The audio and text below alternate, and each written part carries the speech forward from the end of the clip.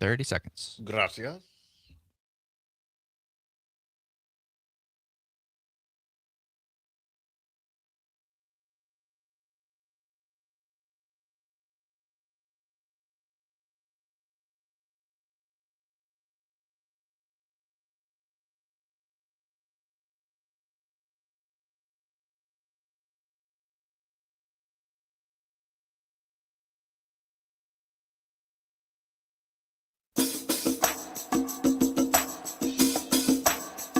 Live from the Civic Media World Headquarters in Madison, Wisconsin, it's the Todd Allbaugh Show.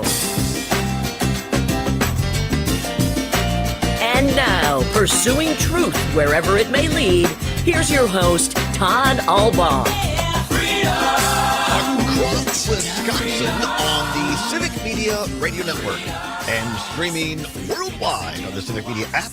Good afternoon, everybody. I'm Todd Allbaugh, along with our producer and engineer, the fabulous Mr. Aaron Zommers, on the board. It is 6 past the hour of 12 noon on this Thursday, April 10th, 2025. It is a great day to be a Wisconsinite here at the world headquarters of Civic Media in downtown Madison. A few clouds in the sky, maybe some slushy accumulation in terms of snow and slush and sleet.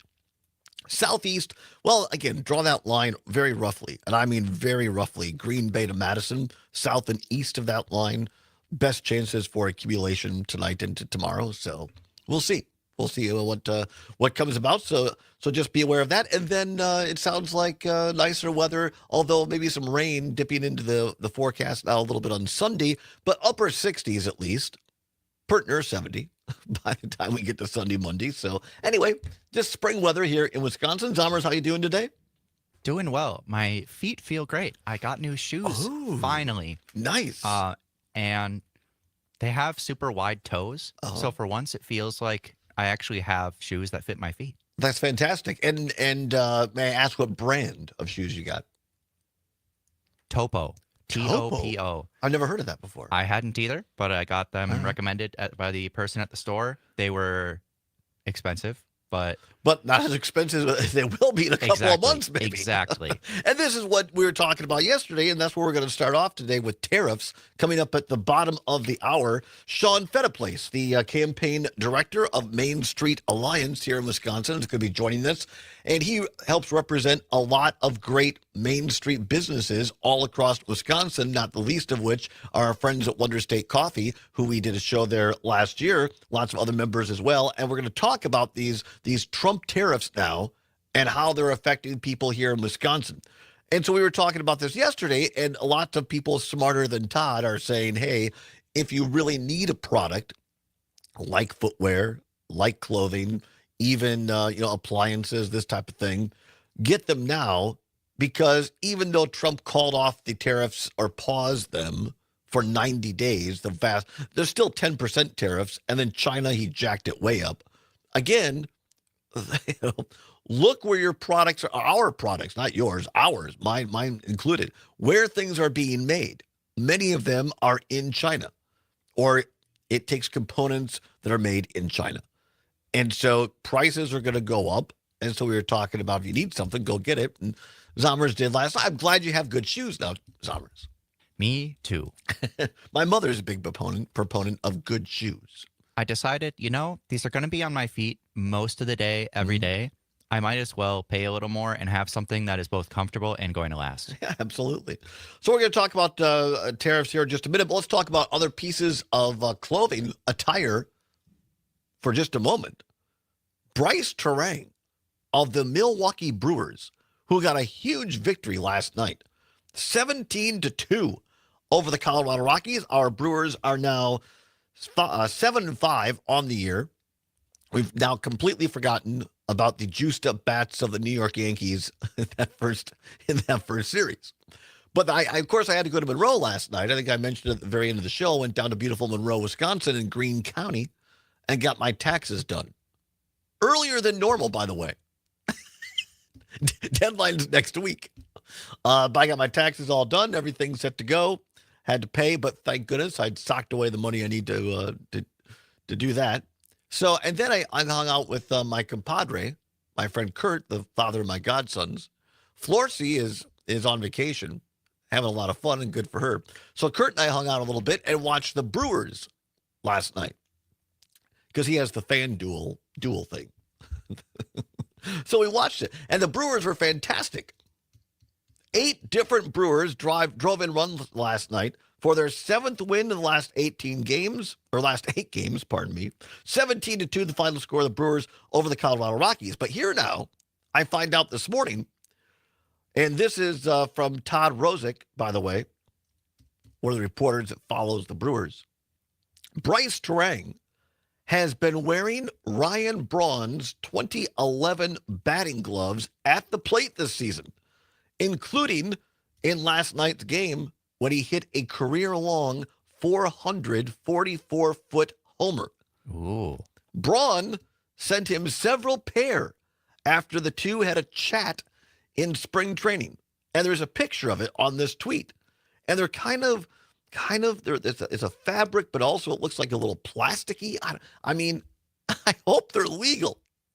Because, Ryan Braun, he had a great career as a Brewer, but he got into a little trouble. Had to go away for a while, as some people say, with some performance-enhancing materials in the form of cream and whatnot. But anyway, Bryce Terang, and you wonder, is it really the gloves? Is it really like the fact that Terang is able to hang on to the bat better? Or is it just there's so much psychology in baseball? There's so much superstition. Is it There really is. And is it just really in Terang? I don't care whichever, as long as it's legal, you understand. I don't care what it is, whether it's real or whether it's in his head. But Bryce Terang on fire this year. Also, the Brewers, this is from our very own Mike Clemens, sports reporter for Civic Media, the great Mike Clemens, saying that Brewers' Jackson Chourio, who turned 21 last month, surpasses Hall of Fame players like Mickey Mantle, Eddie Matthews, and Al Callen for most RBI in 3 games in Major League Baseball history. He has 12 now. 12 RBI in 3 games. Jackson Chourio absolutely on fire. So anyway, it's going well for the Brewers, and of course you can hear the Brewers across the Civic Select stations in Civic Media here on a Thursday. It'll be a 1:35 broadcast start. So for certain stations here along the network, particularly those in Richland Center, Oshkosh, Racine, Kenosha, Park Falls, and now in Hayward, those stations will be leaving us right around 1:35 this afternoon for the pregame show, as it will be the final game in that series, Milwaukee at Colorado. If you still want to listen to our show, we'd love to have you. You can listen to it on the Civic Media app. Simply download it to your phone, Android, Apple device. Go to your app store, type in Civic, C-I-V-I-C. Takes less than a minute. It's free. It's what Gail King at CBS calls a deal.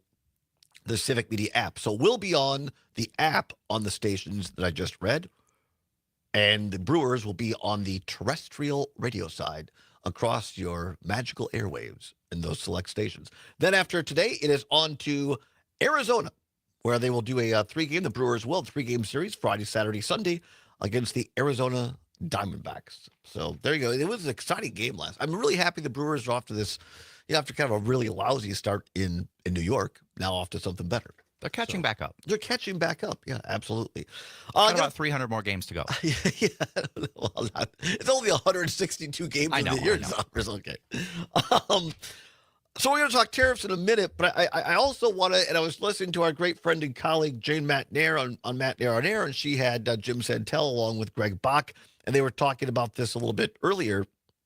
And I just want to touch on this for a minute, because there's some scary stuff that's going on.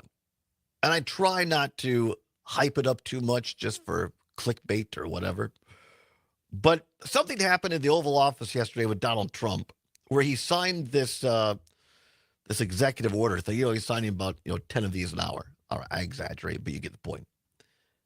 And I saw this because Liz Cheney tweeted this out this morning. Liz Cheney said, quote, "In a special mix of incompetence and evil, Trump has combined his disastrous implication of 1930s tariff policies with Stalinesque targeting of political adversaries. The 2020 election was not stolen, and speaking the truth, is only a crime in countries ruled by tyrants, unquote. Here now is the cut of Donald Trump, President of the United States, signing this thing, and it has to do with going after Chris Krebs, who had worked in Trump's first administration in cybersecurity, who recently wrote a book that said, hey, all the evidence is in, and the 2020 election was free and fair and accurate, but Trump is going after it. Terrible guy. Similarly, sir, Christopher Krebs, the former head of CISA, this is a man who weaponized his position against free speech in the election context, in the context of COVID-19. This is it's a similar presidential memorandum to the one you just signed. It addresses his access to government, existing clearances he might have, and further instructs your Department of Justice, other aspects of your government, to investigate some of the malign acts that he participated in while he was still head of CISA. This is another one. I don't know that I met him. I'm sure I met him, but I didn't know him. And he came out right after the election, which was a rigged election, a badly rigged election. We did phenomenally in that election. Look what happened to our country because of it. Open borders, millions of people coming into our country. Russia and Ukraine, that would have never happened. October 7th would have never happened.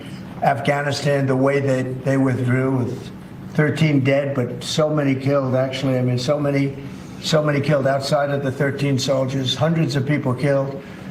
And maybe, I don't know, never mentioned, but I mentioned it, 42 or 43 people so badly injured, the legs, the arms, blown off, the face. And this is all because of a incompetent group of people that preceded us, and that would have never happened. And this guy Krebs was saying, oh, the election was great, it was great. Well, it's been proven that it was not only not great. When you look at all these lawyers and law firms that are signing, giving us hundreds of millions of dollars, it was proven by so many different ways and so many different forms, from the legislatures not approving to the 51 intelligence agents that worked from all of the different scamming operations. It was a very corrupt election. They used COVID to cheat. And we're going to find out about this guy, too, because this guy's a wise guy.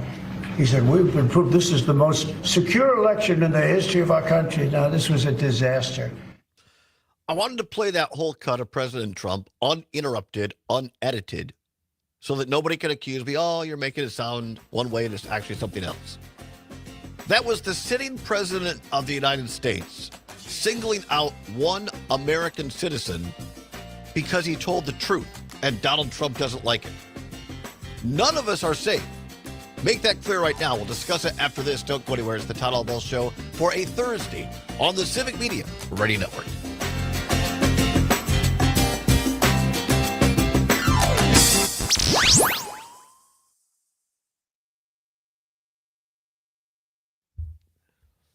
Madison's Real News and Great Conversation, 92.7 WMDX. This Mother's Day, say I love you with flowers as beautiful as she is. Waterloo Blooms hand arranges fresh, Also, just stunning bouquets generally, what the hell is he with talking care, about? delivered straight to her It was door just a in long Waterloo, litany of Madison, lies and beyond, Yeah, with to gin same-day people up. I know, delivery but- available. Order now at A long waterlooblooms.com. litany of lies. He'll sprinkle in the truth, like those 13 people who died, and also hundreds more. Okay. Part of what you said happened. Right. The 13 American, but then people, the arms being torn off, their faces being, I mean, it's all lies. It's all 100% lies. State jurisdiction granted by the U.S. Constitution, and its non-citizen voting restrictions could actually disenfranchise millions of eligible Americans. To be clear, there is no evidence of widespread non-citizen voting in any state. But the March 25th order requires documentary proof of citizenship to register to vote in federal elections, which in practice would require it for state elections too. States which don't follow the Trump directive could lose federal funding. Problem is, 1 in 9 Americans don't have ready access to their citizenship papers. An estimated 69 million married women use a name different from their birth certificate, and only half of Americans have a valid U.S. passport. She wanted to chime in on this and how it connects to deporting citizens and stuff. Non-citizens, gives states access to federal databases, and mandates states report voting infractions to the U.S. Justice Department. It requires that mail ballots be received by election day, eliminating. You should see his eyes when I do that. The U.S. Constitution assigns administration. Well, when you do it on purpose, that's not as bad as like you're just talking and all of a sudden you go just Legal Center and 4 other groups also challenged the ruling on similar Is this thing grounds. on? We've linked to Trump's order and the legal challenges at AmericanDemocracyMinute.org. I'm Brian Beal. That first time seeing my son, I feel like my life did a 180. Oh, he really Lordy. definition of like why he loves somebody through all the 5.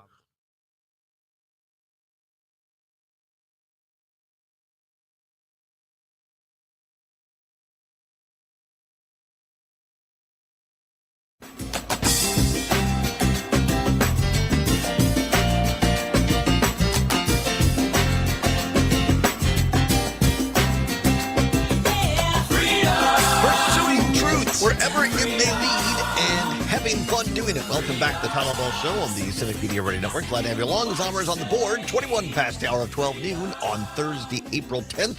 Coming up after the bottom of the hour, Sean Fediplace will be joining us, campaign director for Main Street Alliance here in Wisconsin, talking about how the Trump tariffs are affecting small businesses here in Wisconsin. Looking forward to that discussion right now.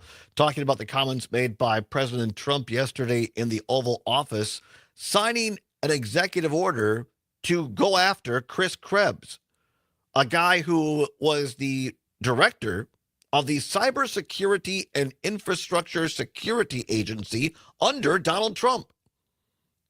And he's written a book or put something out in which he says, as the person in charge of cybersecurity of the United States, that he can attest that the 2020 election was free, fair, and accurate.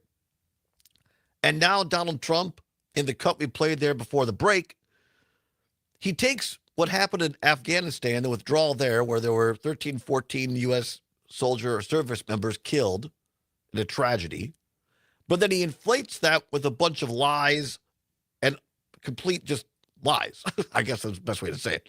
You know, people had their arms torn off, their faces torn off, you know, on and on and on, and that would never happened. And then he goes into the 2020 election and keeps repeating these lies about the 2020 election that he kind of stopped for a while, and now they're back. And now he's singling out this guy who told the truth and has all the receipts and evidence to prove that it was true. And Trump is seeking this guy out to prosecute him, telling the government he called him a wise guy, and we're going after this person. And Liz Cheney, former Republican congresswoman from Wyoming, who was on the bipartisan January 6th committee, is saying, look, this is just completely not true, and this is the stuff that Stalin did in old Russia, Soviet Union. It's just not American, where you go after your enemies and you sign executive orders for the government to put your people away or put your people. It's not even going after Trump. It's just simply saying the truth that Trump doesn't like. And yesterday, Trump's own White House press secretary, Zombers, maybe we could dial that up as a cut from yesterday, saying that Trump is considering trying to find a way to disappear United States citizens to these El Salvador so-called prisons, or essentially dog kennels for humans. Zombers is great. He already has it. Here's the press secretary of the president talking about this yesterday. So the president has discussed this idea quite a few times publicly. He's also discussed it privately. You're referring to the president's idea for American citizens to potentially be deported. These would be heinous, violent criminals who have broken our nation's laws repeatedly. And these are violent repeat offenders in American streets. The president has said, if it's legal, right? If there is a legal pathway to do that, he's not sure. We are not sure if there is. It's an idea that he has simply floated and has discussed very publicly as in the effort of transparency. Reagan. If it's legal, Carolyn Levitt said, the White House press secretary. Well, who determines that? Trump? Sean Miller? Tom Homan? Right. It's up to them.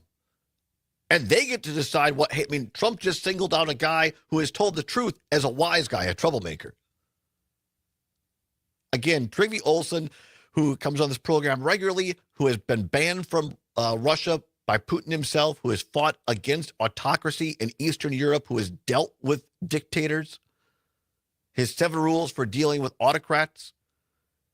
One of them is they always telegraph what they're going to do. So believe them when they say it. 855-752-4842, 855-752-4842. Ollie, listening in the North Woods. Ollie, thanks for calling in. What say you? Oh, basically, you touched just about every base I was going to talk about. Go ahead. Give us your point of view. I just think I lived in Germany when I was younger. My dad was in the service. We had bomb holes behind our house, and learned a lot about the war and stuff in school and from German friends. And this is exactly the way it started in Germany. We'll shut everybody down. Anybody who doesn't agree, they get whisked away in the night and never seen again. And I saw his press secretary say that yesterday about arresting and deporting United States citizens. And I thought, and who is going to be the one who says exactly what crime is worth being deported for? Exactly. Scary, scary times we're living in. It is. Thank you, Ali. I appreciate your perspective, especially having lived in Germany.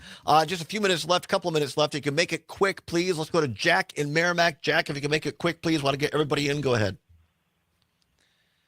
Okay. Well, all of the pain of all these budget cuts and firing people, all that stuff besides this, in addition to this, is designed to give people a message. We can create as much pain as we want with impunity. So you better watch out. Right. Now, the people that financed a lot of Hitler's rise to power found out that if they ever did anything that Hitler didn't like, they were in a camp or they were executed. This is the direction that we're heading with this government.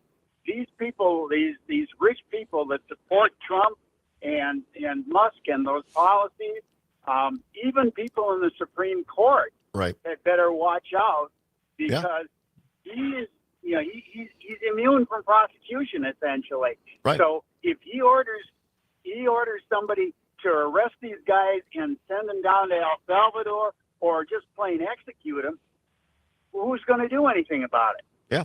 I appreciate the call, Jack. Thank you so much. 855-752-4842. Gene, you got 30 seconds. It's yours. What do you say?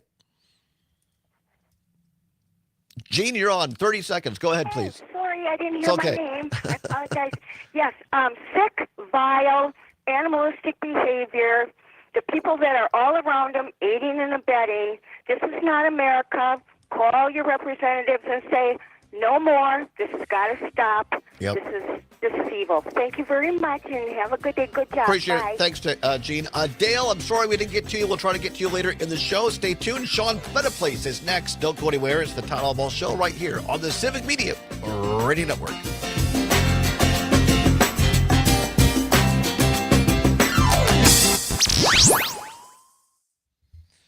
Real news and great conversation. 92.7 WMDX. Thanks, LA Tom. Says congrats on my shoe purchase. He also says computers have already gone up. He went to Best Buy yesterday and they've increased their prices. Wow. Incredible. Commodity groups were Yeah, it pleased ain't to good, hear that as they most say. countries will get a 90-day reprieve from the new individualized tariffs that were announced April 2nd. I'm Stephanie Hoff along with you on a Thursday. This is the Midwest Farm Report. Dairy broker Zach Bowers joins us from Everegg. That's EVER.AG if you want to visit them online. Zach says the United States has an opportunity for negotiations with trading partners that could lead to consensus That and federal better market access for or that U.S. that agriculture. footwear distribution that was and very supportive of this whatever market, the especially footwear guy considering yesterday. at the end of the day, If I had we're bought these almost shoes $1 after cheaper the stuff he on said every went into product effect, compared to the rest of the world. probably paid We're $400 for $1.60 them. cheese, the rest of the world's at Because yeah, he said $2.20, $100 butter, pair the of rest of the shoes world's at from China. If they $2.60, make it in the U.S., So $300 or $400 tariffs easy. were He said. not, we were the most attractive price. Now that Can you just please tell Dale we have this interview coming up, so just tell him if he wants to call back, be an hour two, now but you've just let him know also that pitted we have an basically the interview. whole world against China. So what does that look like if we end up getting a deal done there too? So that's all eyes are on that 100%. Zach Bowers offering some perspective on today's tariff climate. Zach is a dairy broker and analyst with Everegg. Stick around. We'll take a look at midday commodity prices next. It's still sinking in. All the medals that Bavaria Sausage brought home from the German Butchers Association competition. Scott Stoll, one of the owners of Bavaria Sausage, says they walked away with 49 medals, 30 that were gold, and all the products they submitted, something you can purchase today. You know, we picked products right out of the freezer, right out of the deli case, right out of our coolers, and that's what we brought. We did not do a special batch of any of this. We didn't All right, know. looks like but we Sean had is a finishing feeling getting we'd do set up pretty well here. with All the right. Germans on this one. That's Scott Stoll, one of the owners of Bavaria Sausage, capturing 49 medals at the recent German Butcher Association Meat Products Competition, recognizing the quality that started more than 60 years ago. Sean, with how Fred are you? Cole. Bavaria Sausage. Shop those award-winning meats today at the corner of Nesbitt It's Road, been, and it's been Road a, in it's, Pittsburgh. it's Open Thursday, I guess. Oh, I'm sorry. But- Well, thank you for taking time to join us. Yeah, it's been something. How you doing? Fine. Hey, under the circumstances, we're doing all right. Sun came up. I'm above ground, so you know that these days that's a win. Indeed. My name isn't Chris Krebs, so I mean there's that. Well, were they pardoned, like pre-pardoned by Biden? I don't think Krebs was. No, I don't know. I don't believe so. Yeah, it's funny how people complained at the time about that, and it's like, Right. The right thing That's to so do. ridiculous. Actually. Yeah. Yeah. Actually, not so much. By the way, TJ would be here, but he's actually going to be on National Fox News in like half an hour. So Well, I guess if we have to be second to National Fox News, we'll take that. we're trying to get through to Trump, and I No, more likely. I think it's great. I know. Yeah. I absolutely 100% support that. I think A, going on there is great, and B, TJ is exactly the kind of guy who should be doing it. So that's awesome. Yeah, no, he's great, and he's taking on the Chen. It's going to increase their cost by $300,000 a year, just for their wholesale. Crap. Wow. I just bought a bag of Aqua Blanca Colombian Wonder State at Metcalf's 2 nights ago, and it was up $2, $2.50. Yeah. But I'm like, hey, I totally get it, so I'm gonna keep buying. Yeah, I'm actually at Alice Good right now in nice. Corona, and they source all their coffee from Colombia. And yeah, they're actually people are talking about tariffs here. Like it's just I'm hearing it Wow, organically, really? and it's like Really? yeah. That's interesting. What is the place you're at? Is it a Main Street Alliance member? They are now. I've been meaning to talk to them. I come here pretty regularly, but it's a nice spot. But hadn't had a chance to talk with them before. But I chatted with them a little bit this morning. All right, about 15 seconds. Thank you. Is my audio okay?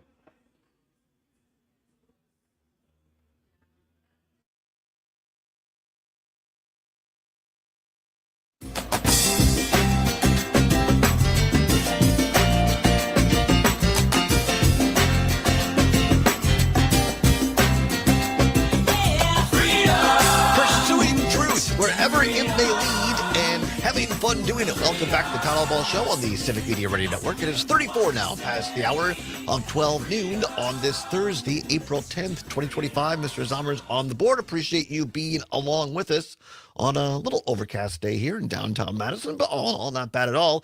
Talking the markets, talking the Trump tariff wars right now and how it's going to affect Wisconsin. We welcome back to the program via StreamYard Sean Fediplace, who is the campaign director of Main Street Alliance here in Wisconsin, joining us from a beautiful little Main Street shop in Verona, Wisconsin, I believe you said. Sean, thanks for coming back on the show. How are you? Good, and not feeling particularly liberated at the moment. How you doing? Yeah, I mean, yeah, exactly. I get that. I mean, he's being on air nice because when I asked him earlier, I said, "How are you doing?" He kind of gave me the more or less sign. No, but I think we're all feeling a little bit like that, right? That particularly having been a small business owner in the past, this has to be enormously troubling times for Wisconsin small businesses because, okay, so most of these tariffs got put down to 10% yesterday, but who knows for how long and at what whim will Trump put it back up? And talk to us, Sean, a little bit about Wisconsin business owners. One of the things that they detest, having been one, is uncertainty. Yeah, so I would say first off, this morning was interesting because we thought the tariffs on China was 125% now. It's actually apparently 145%.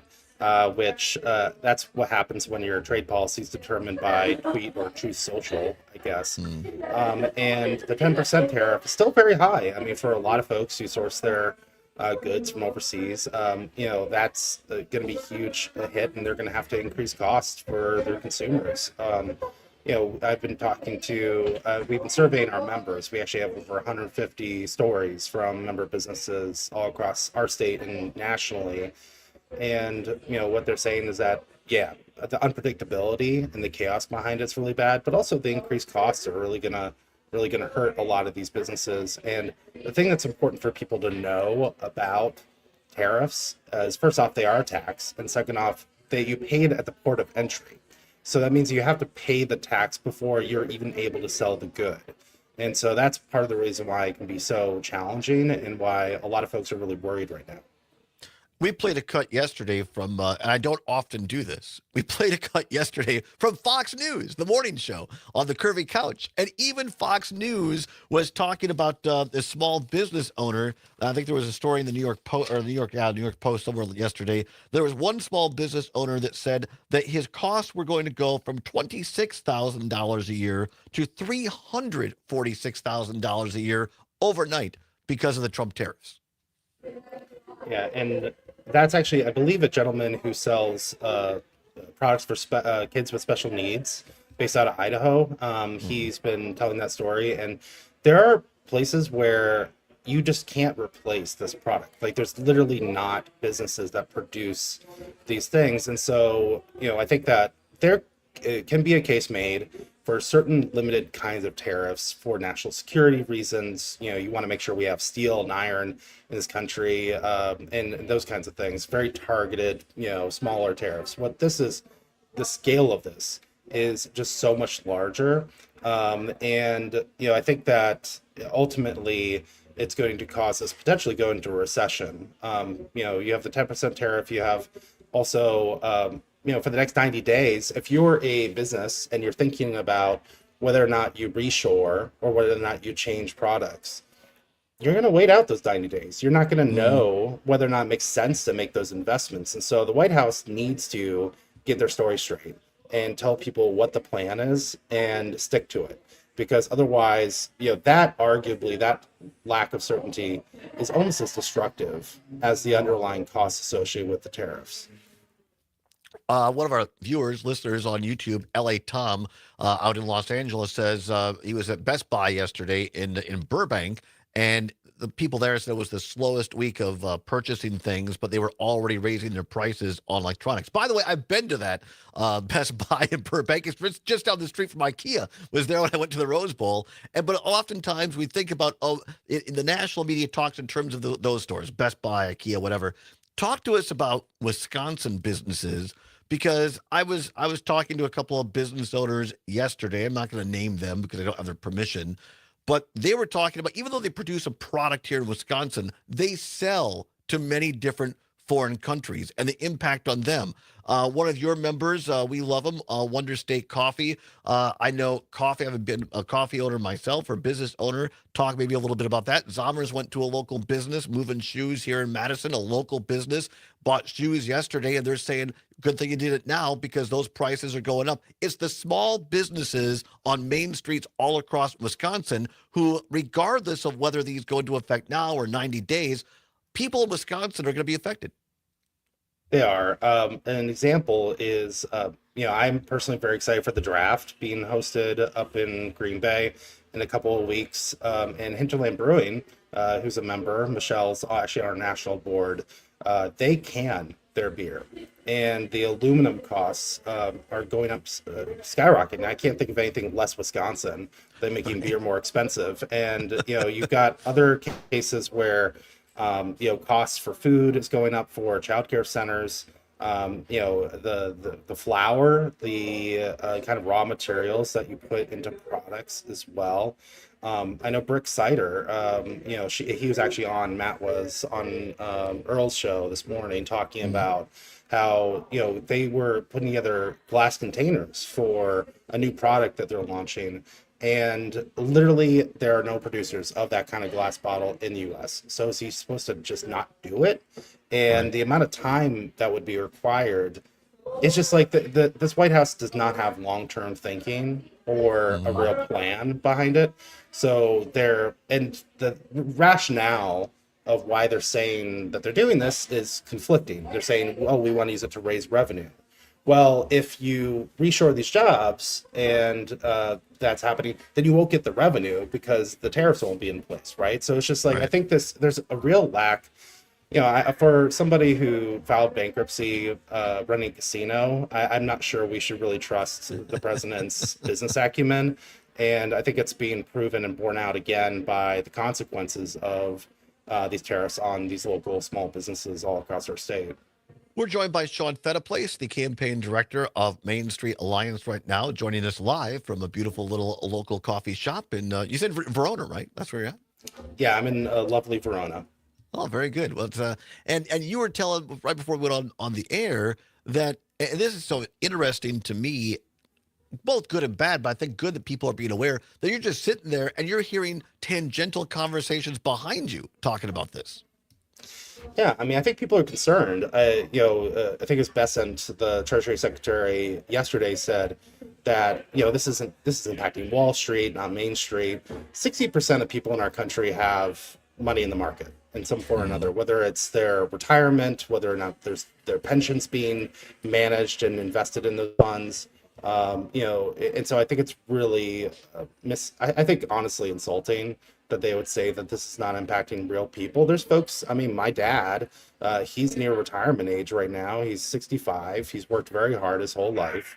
And, he's relying on that money to be there, to be able to retire with dignity and respect. And so, I think it's really, honestly, misleading and insulting to say that this isn't impacting regular people, because it is. I know you're talking about small business, but you just brought this up, and I want to follow up on this because this is another person I talked to just yesterday. People that have 401ks, retirement accounts, have money in the quote-unquote market that, I mean, there are people that lost $100,000 last weekend, and that's money set aside for retirement. And then, Trump has the audacity yesterday to have billionaires in the Oval Office yesterday say, well, hey, this guy made $900 million today. Sure, for the billionaires, they could afford, a few million there, $100 million there, and pretty soon you're talking about real money. But for most Wisconsinites, and talk, Sean, just a minute about small business people in this state, oftentimes their business is their retirement. They plan this out so that someday I can pass this on to a family member or sell it, and that's the retirement, particularly farmers and ag people in this state. And when that goes belly up, they ain't nothing left. Exactly. And also you've got the folks that because costs will go up, they'll have to be laid off. So it's like their staff's impacted.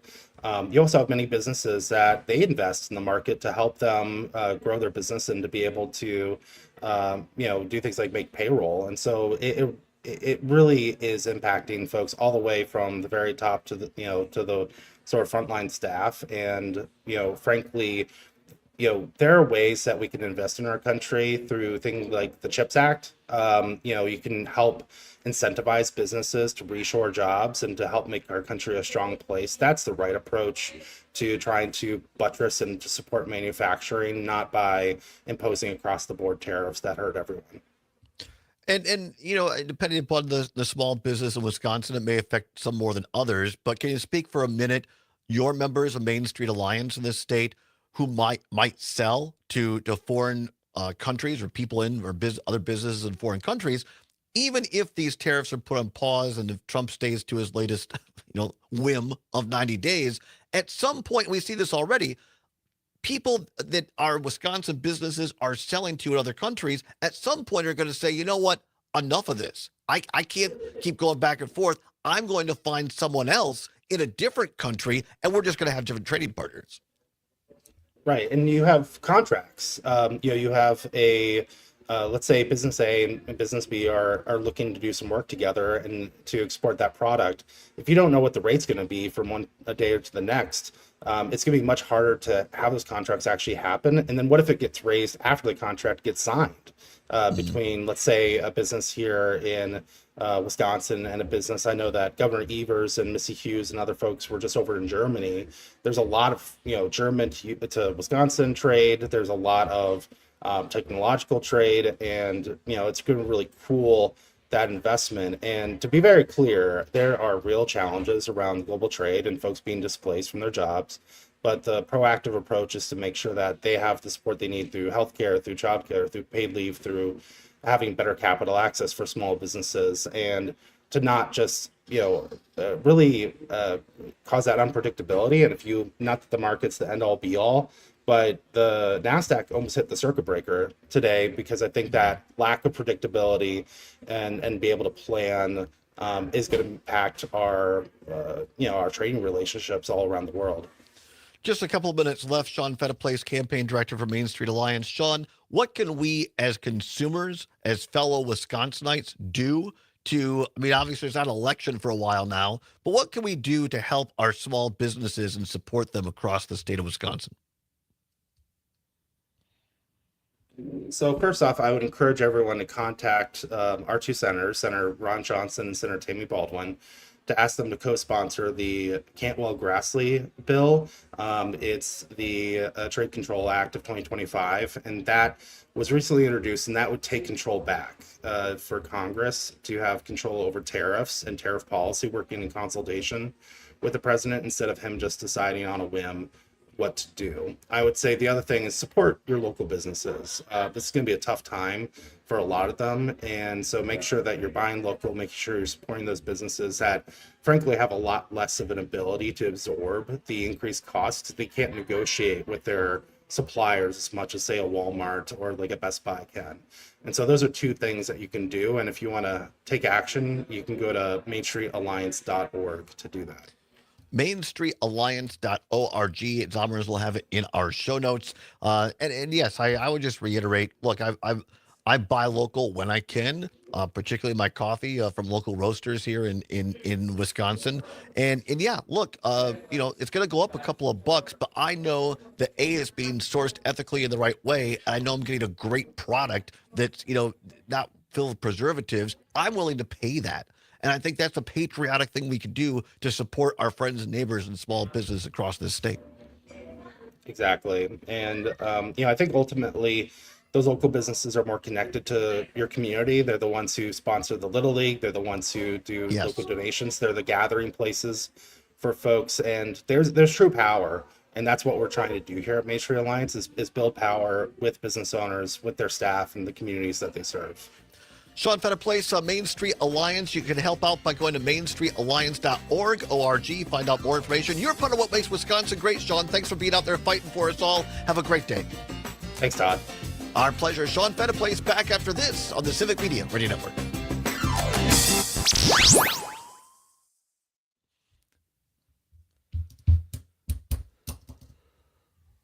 The Verlo Mismatch Sale is back.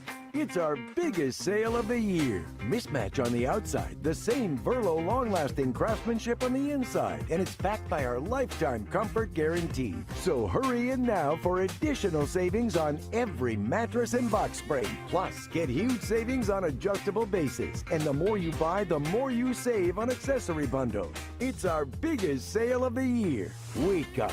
Sleep better. Verlo. Streaming TV is where it's at. It's not about cutting the cord anymore. It's all about your customized TV options. With the best and cheapest high-speed internet and your own TV subscriptions, we've got your dream TV lineup. Between wired and satellite internet and TV, save money and get more internet speed and better TV today by calling the Whole Home Connect. 800-217-9129. 800-217-9129. 800-217-9129. Keeping you connected to your local community with good news and great conversation. Here's Terry Barr with the Civic Media Radio Network. Ready for the Saturday morning tradition that takes you shopping around the Capitol Square in Madison? The Dane County Farmers Market is back for the season. It's the largest production-only farmers market in the country. Here's market manager Jamie Boogle. Jamie Google? That's fantastic. What a name. Like 75% of your groceries all from one place that you all know are local. And so having about 20,000 people see your business on a Saturday makes or break farmers. I think the market is part of the reason that we have such a strong ecosystem of small farmers in Dane County. The market is celebrating its 53rd year.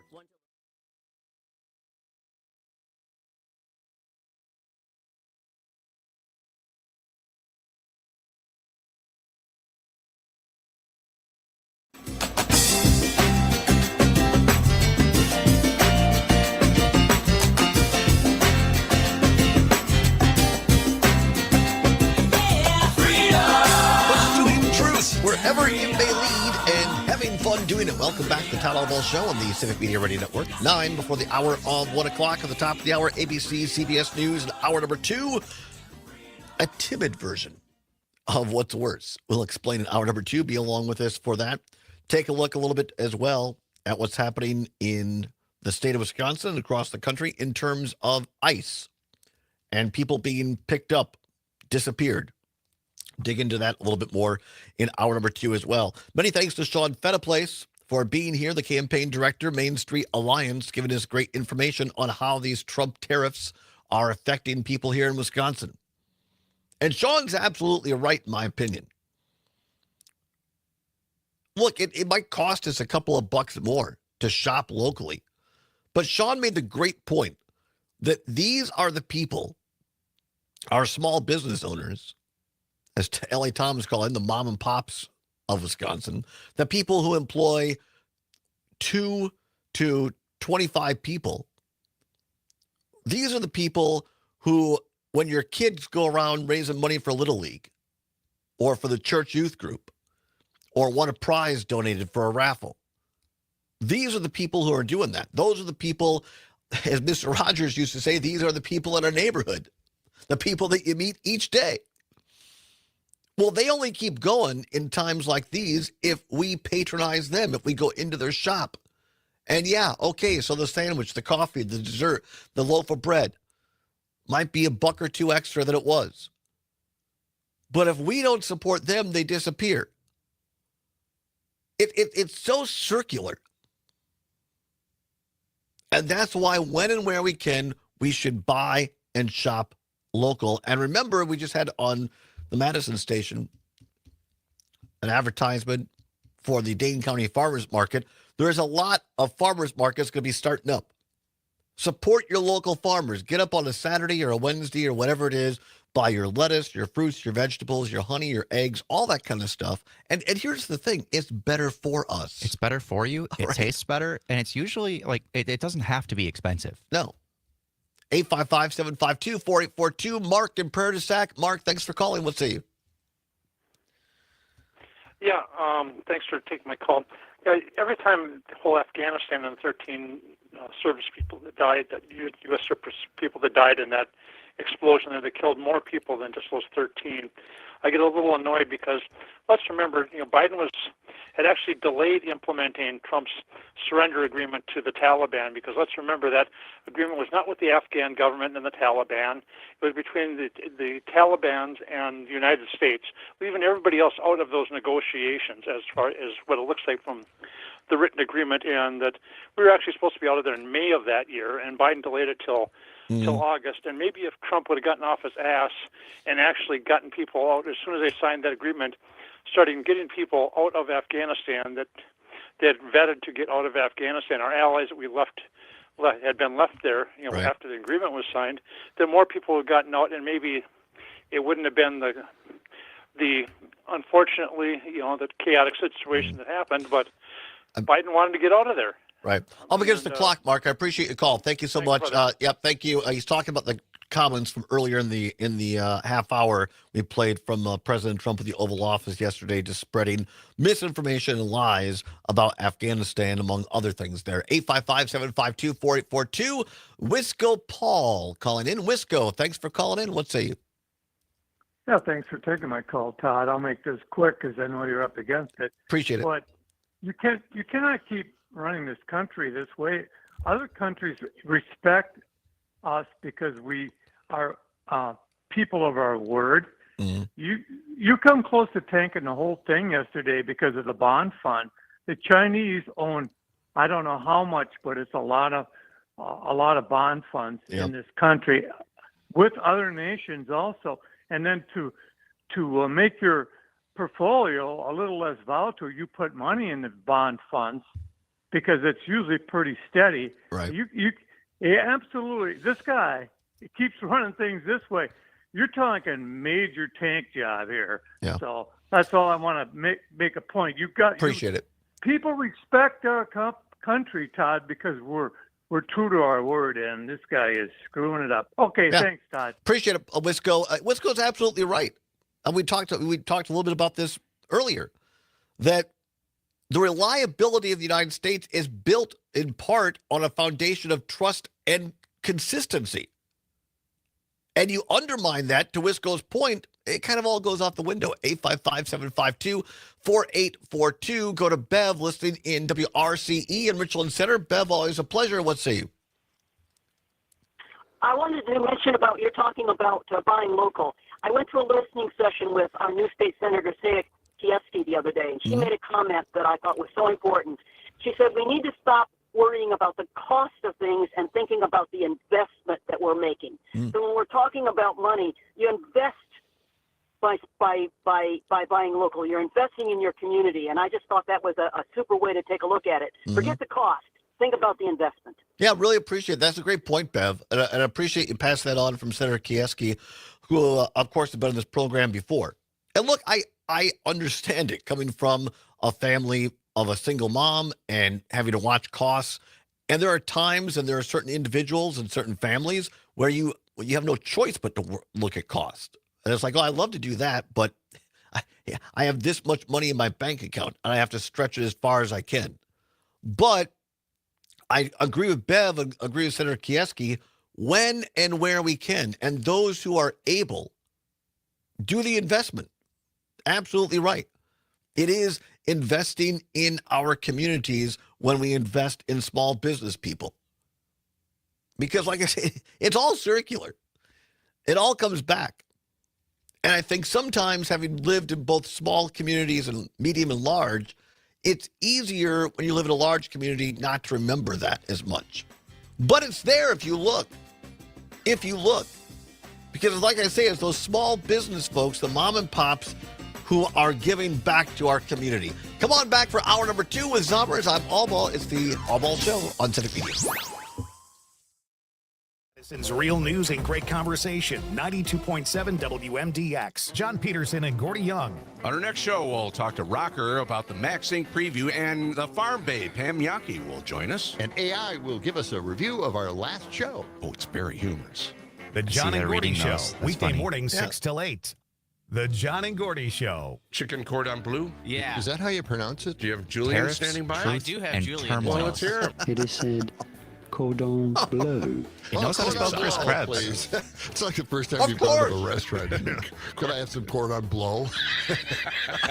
Sorry, sir. We don't serve cocaine here. Weekday morning 6 till 8 on 92.7 WMDX and the Civic Media app.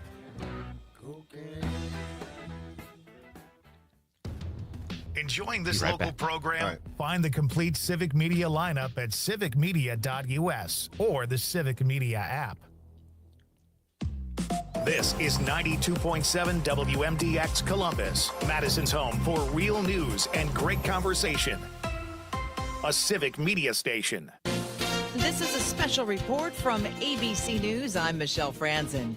After President Trump issued a 90-day pause on the reciprocal tariffs for countries, the White House shifting gears to negotiate trade deals. The president meeting with his cabinet this past hour, saying trade talks will take place with dozens of countries, but also acknowledge finalizing those deals will take time. There'll be a transition cost and transition problems, but in the end, it's going to be a beautiful thing. The president brushing off the downturn in the markets a day after stocks rallied. Concerns over the remaining tariffs, along with the massive hikes on China imports, driving uncertainty. ABC's Karen Travers says so far China, faced with 145% tariffs, hasn't blinked. There are no conversations right now with China. China is not one of the 75 countries that has reached out to the White House. The White House is very eager for those conversations to get underway. This is ABC News.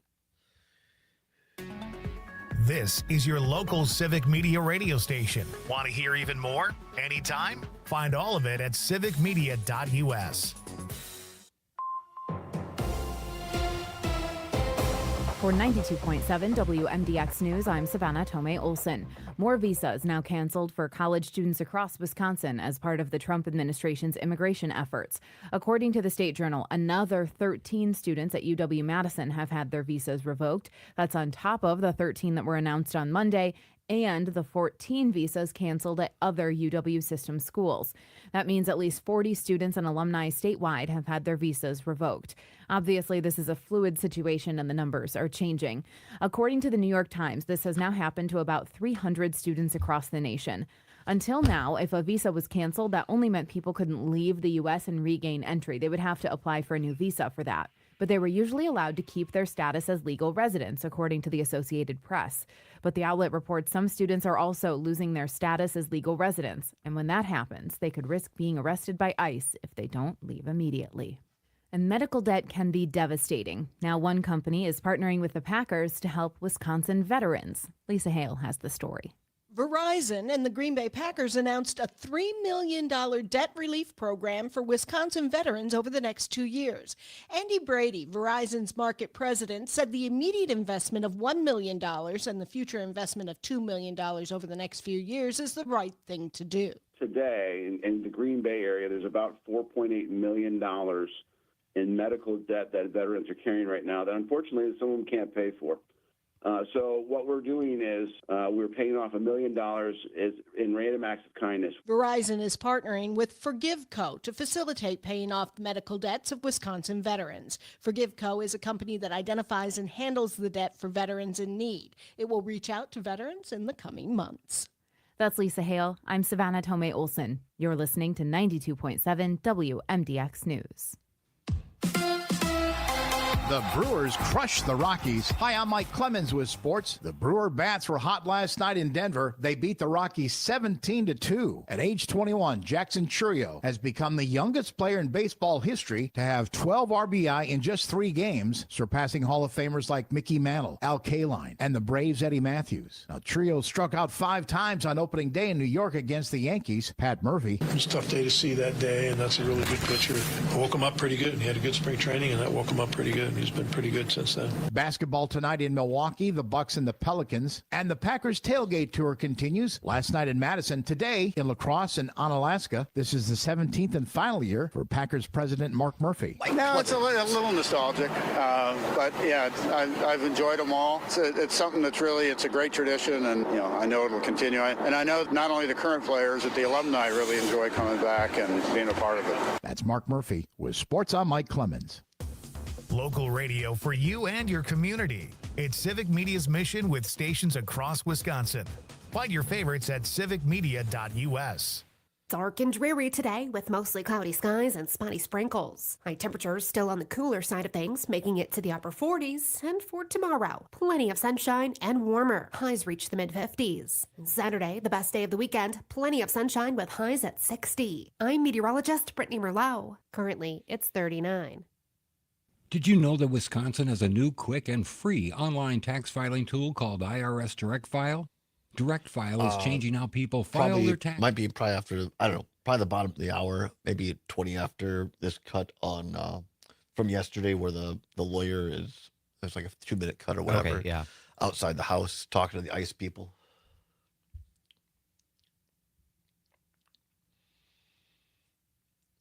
That cut is wild. Yeah, I know, right? How long is that, more or less? It's a minute and a half, I think. No, Okay. it's a little under 2 minutes. All right, that's fine. Thanks.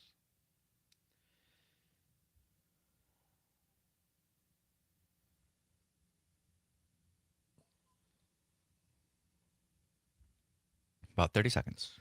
Thank you so much.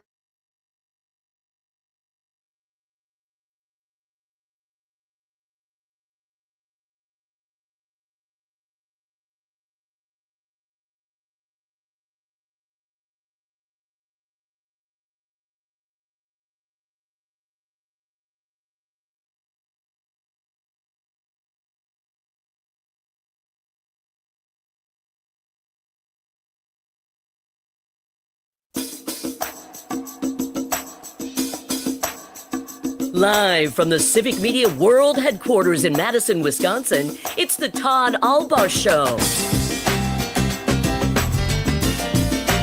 And now, pursuing truth wherever it may lead, here's your host, Todd Allbaugh.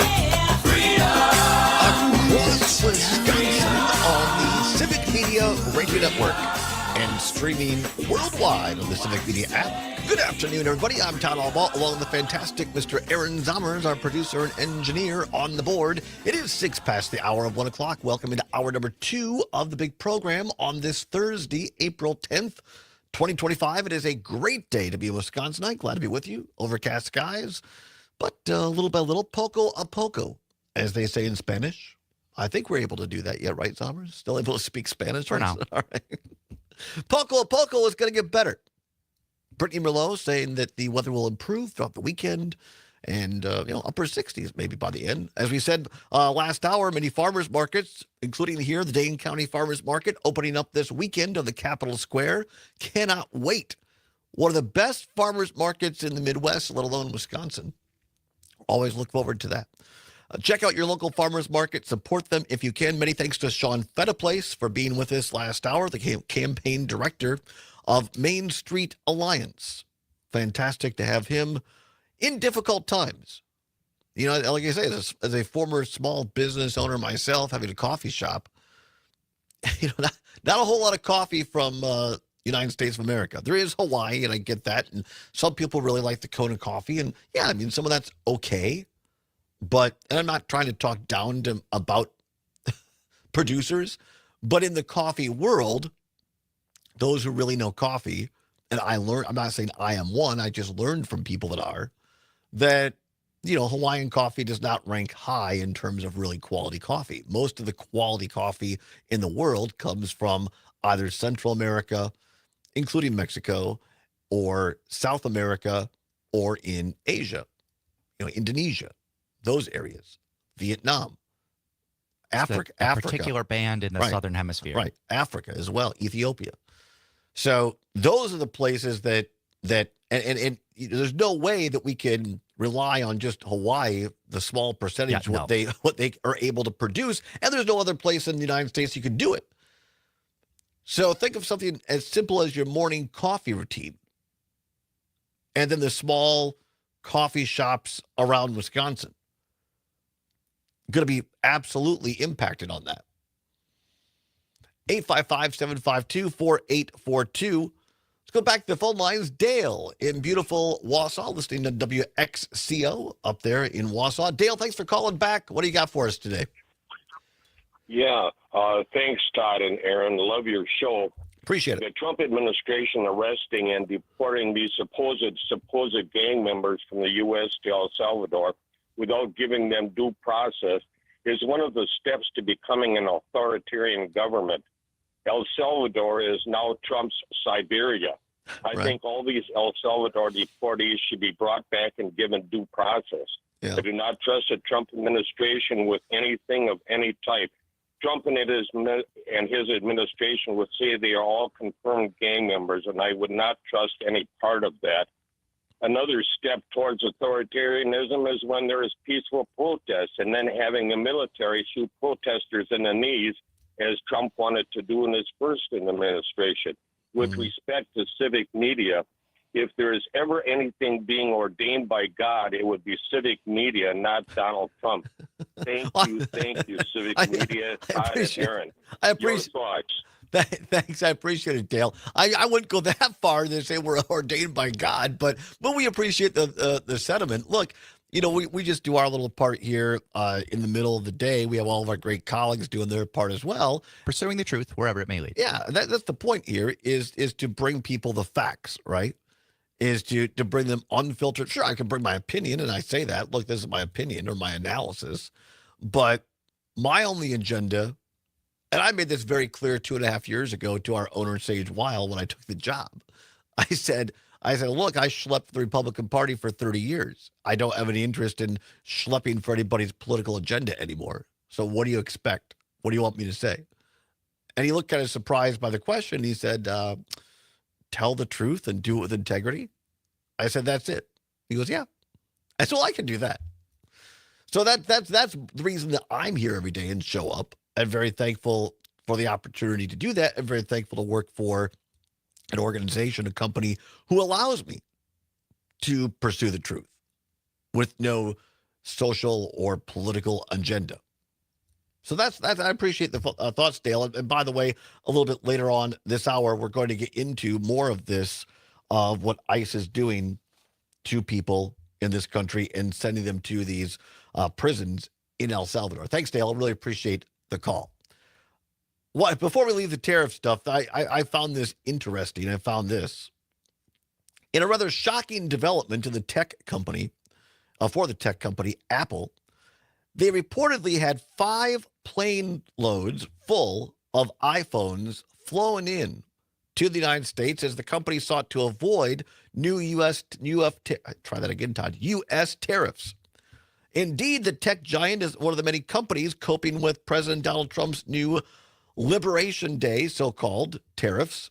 The plan was announced last week with the goal of balancing trade. According to a new report, and you know, it's a little bit funny in my opinion, because Apple's a big company. They can absorb things like this. Apple flies in 5 plane loads of iPhones to avoid the midnight deadline last night. And then, as it turns out, Trump said, just kidding. So, I mean, think how much Apple spent. And I know, look, there's no tears shed for Apple, right?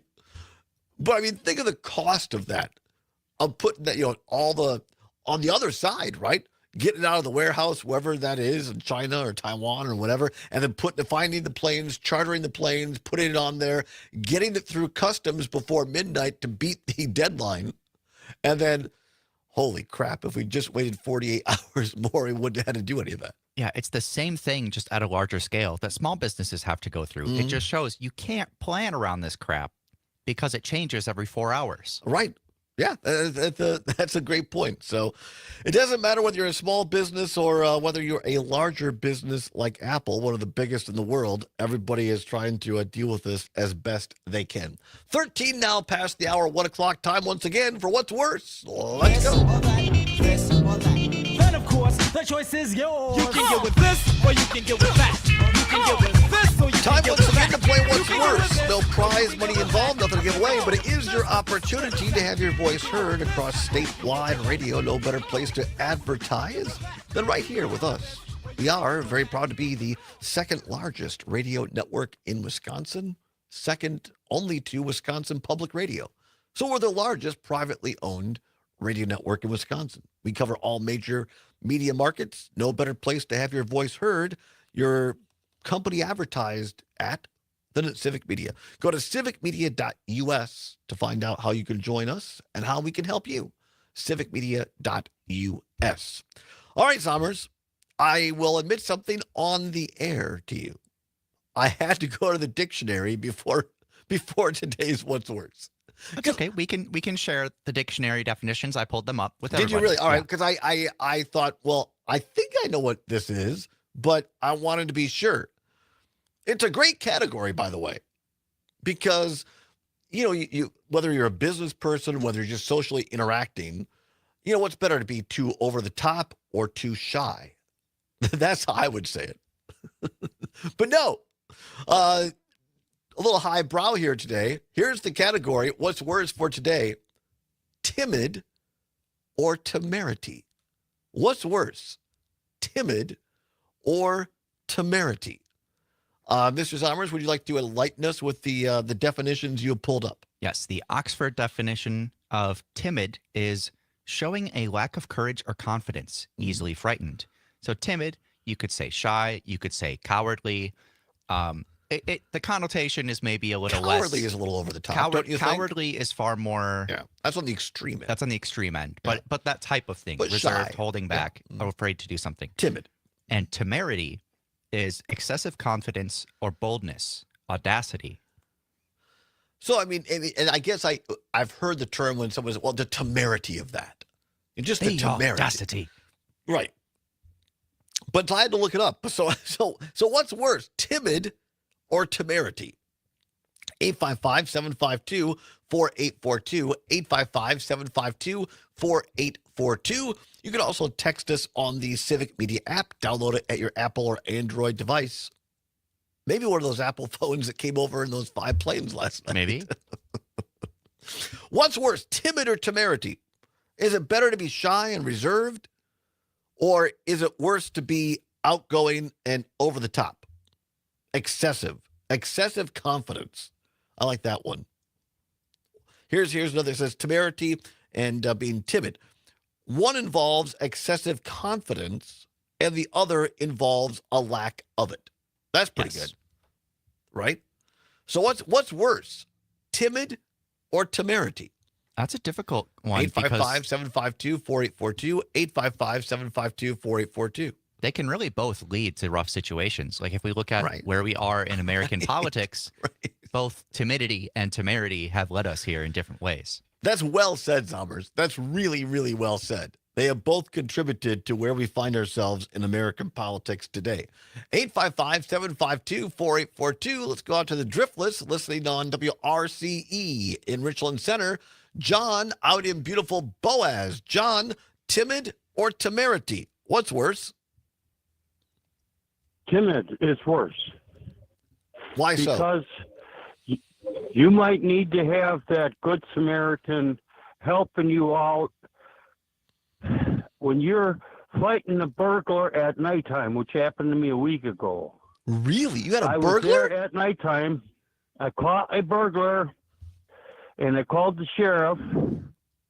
And if you're timid, you would have not been able to help me. So I was going to kill this man as burglar, or he was going to kill me. My God. Now, what? Yes. Did Richland County? I know. Was Wisconsin. he breaking in like through a window or a door or what?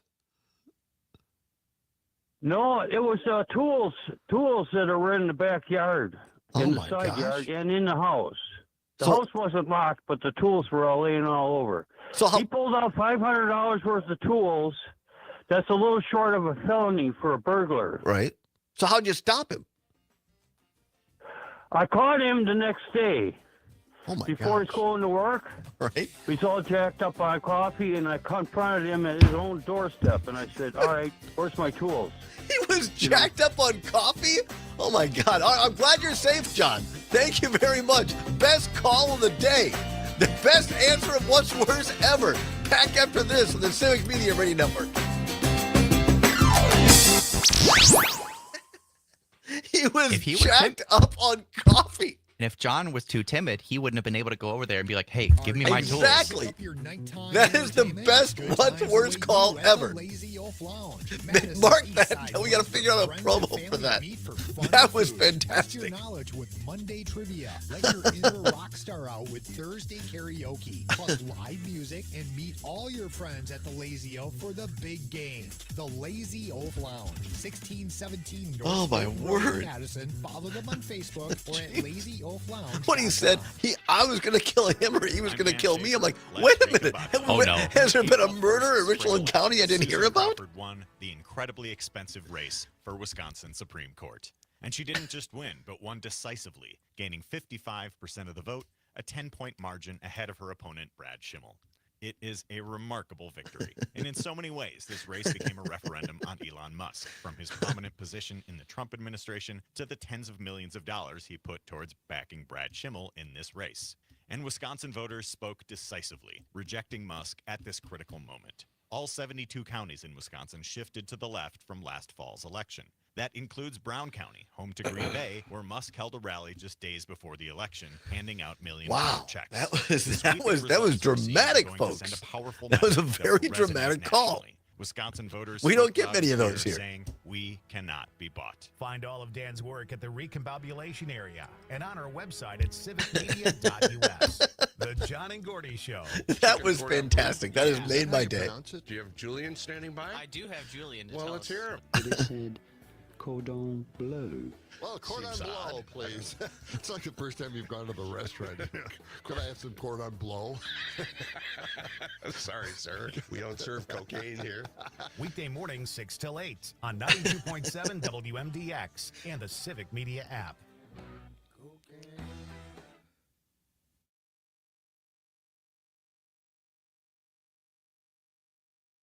I think I'm gonna call him out. She says, I think he did it, but I just can't prove it. I think he did it, but I just can't prove it. I think he did it, but I just can't prove it. No, nobody, no crime, but I ain't letting up until the day I die. Welcome back to the Todd Allbaugh Show on the Civic Media Radio Network. 21 past 1 o'clock on Thursday, April 10th. Zommers, what did you dial up? That's fantastic. No Body, No Crime by Taylor Swift. Luckily for John and Boaz, there was no body. Everyone got out alive. If you did not join us before the break, let me fill you in. We may have had, I may have to go to the judges, but we may have had the best call ever on our What's Worse segment. Today's category, and I was nervous about this because I had to look it up myself. What's worse, timid or temerity? Timid or temerity? Excessive confidence or the lack of it? Well, the other way around. Timid. Yeah, timid is the lack of confidence, and temerity, excessive confidence. And God bless the hometown for coming through. John, well, I'm from Richland Center, but Richland County. John and Boaz calls in, and he says it's worse to be timid because he was burglarized last week in Richland County. A guy tried to steal tools, $500 worth of tools from his yard. And I said, John, well, did you catch the guy? He said, yeah, the next morning. He was jacked up on coffee. And that's why I love Richland County. He wasn't jacked up on methamphetamines or coke.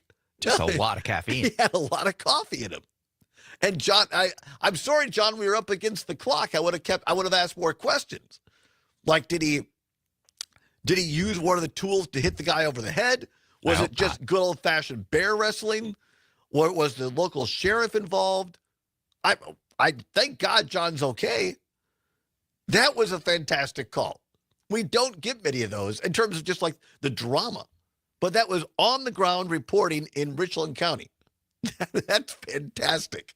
And by the way, John and Boaz is absolutely right. If you were a timid person, you wouldn't be able to stop this guy, get your tools back, and you certainly wouldn't be able to help him. So you can't be timid, or stuff like that happens. Great call. Thank you, John. And I'm glad you're okay in all seriousness.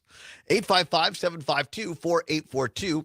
855-752-4842. What's worse, timid or temerity? 855-752-4842. Hang on here. I'm pulling these up. Well, I got breaking. Should I do breaking news quick? We have breaking news, actually. Oh, if we have breaking news, we should probably take a look at that. This just out. This is real. Breaking news for a second here. Step away. According to an announcement, Wisconsin Democratic Chair Ben Wickler announces he will not run for re-election. Democratic Party Chair Ben Wickler announced in a letter to Wisconsin Democrats that he would not seek re-election to a fourth term as chair of the state party. His current term concludes this June. All Democratic Party Wisconsin elected officials will be up for election in a 2-year term at the Wisconsin Dem State Party Convention this June 14th and 15th.